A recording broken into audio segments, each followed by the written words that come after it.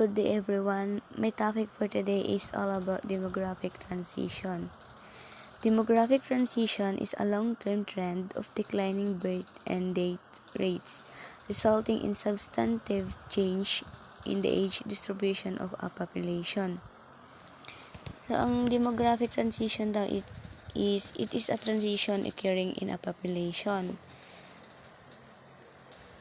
Wherein ito yung pagbaba ng population birth and death rates sa isang region or country. Hello and good day everyone. My name is Brian Ortiz. I will discuss the 5 stages of demographic. Number 1 is traditional demographic. What is traditional demographic?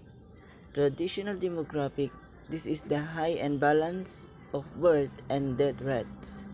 Number 2 is transitional demographic. What is transitional demographic? Transitional demographic is the falling death rates and sustained birth rates. Number 3 is low stationary demographic. What is low stationary demographic? Low stationary demographic, this is the low and balanced birth and death rates. Number 4, graying of the population demographic.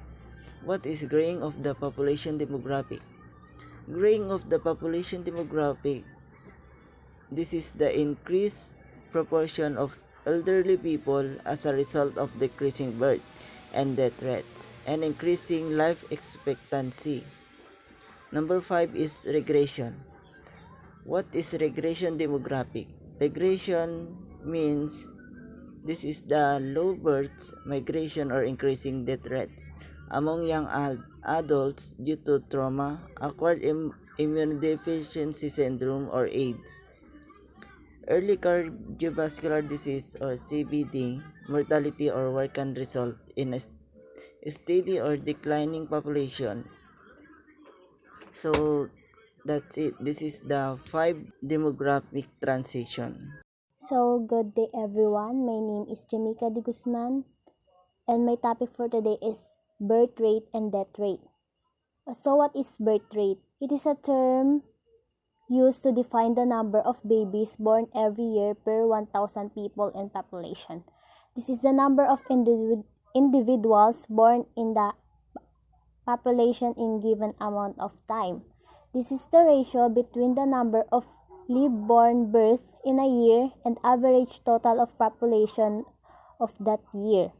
So, for example, here is if 35 births occur per year per 1,000 individual, the birth rate is 35.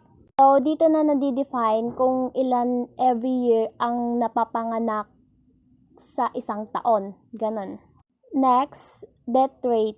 This is a term used to define number of death every year per 1,000 people in a population, and a population is a measure of the number of death in a population, particular population scaled to the size of the population per unit of time. So death rate, or should I say mortality rate, dito na na-define kung ilan ba yung namamatay every year. And that's all. Thank you. Birth rate and death rate. Lower or higher mortality might induce lower for higher fertility, but it is well established that higher birth rates lead to higher infant and child mortality.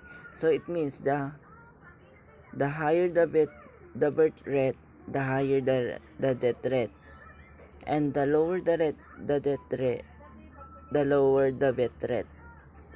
So that is the birth rate and the death rate.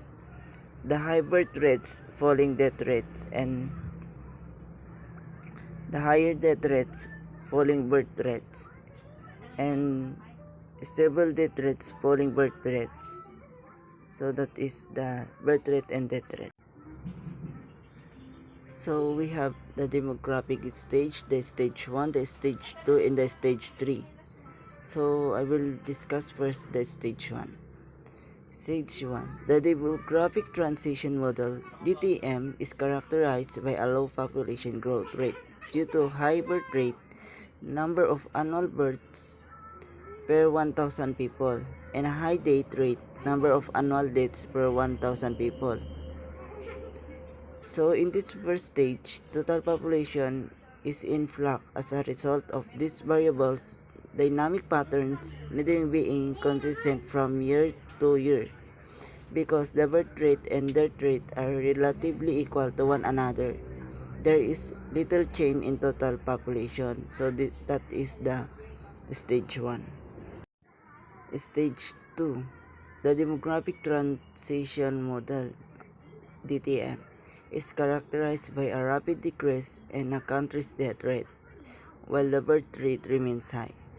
So it means at such the total population of a country or a region in stage 2 will rise because birth rate outnumber deaths, not because the birth rate is rising. So that is the stage 2. Stage 3. The Demographic Transition Model (DTM). Death rates are low and birth rates diminish as a role accordingly of enhanced economic condition, an expansion in women's status and education, in access to contraception. So it means this is the stage 3 moves the population towards stability through a decline in the birth rate. So this is the stage 3. Good day everyone, I'm Alyssa May P. Dumundon and I will be discussing the population density. Population density is the number of people per unit of area, usually quoted per square kilometer or square mile, and which may include or exclude, for example, areas of water or glaciers.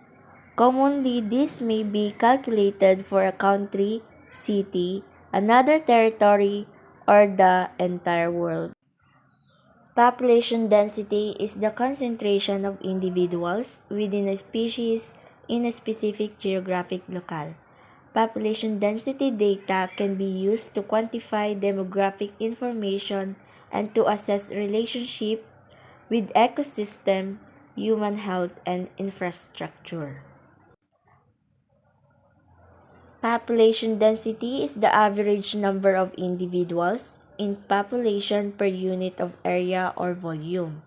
For example, a population of 100 insects that live in an area of 100 square meters has a density of 1 insect per square meter. Population density is often measured in 3 different ways. There is arithmetic density, physiological density, and agricultural density. We'll get started with the arithmetic density.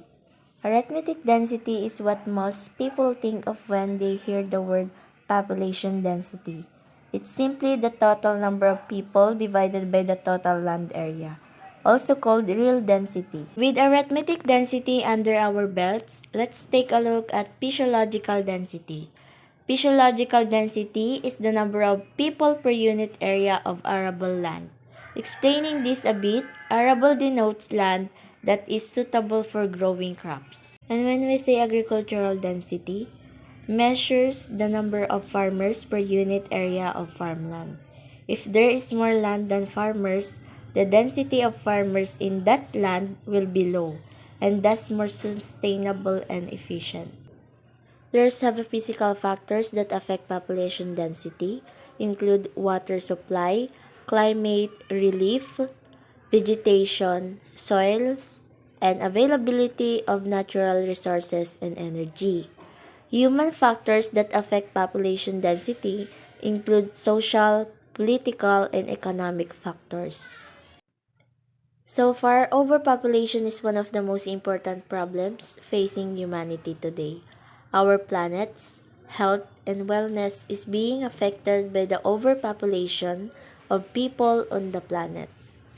Overpopulation affects all of us as scarcity of food will increase, pollution will increase, and global warming becomes even more of a problem.